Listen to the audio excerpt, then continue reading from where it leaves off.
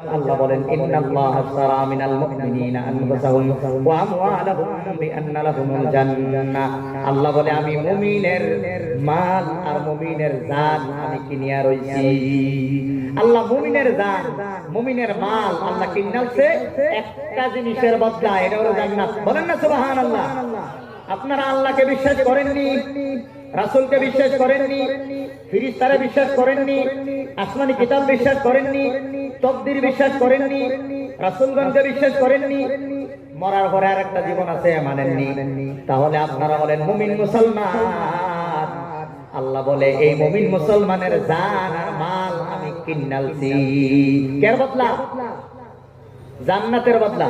বিআন্না লাহুমুল জান্নাহ কের বদলা গো? জান্নাতের বদলা।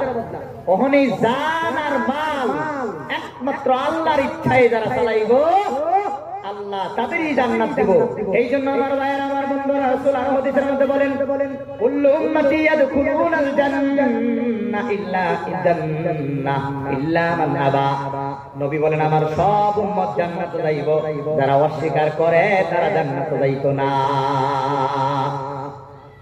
নবীজি জিজ্ঞাসা করা হলো ইয়া রাসূলুল্লাহ ওয়া ইয়াবা ইয়া রাসূলুল্লাহ, কে তোমাকে অস্বীকার করে, আপনাকে অস্বীকার করে?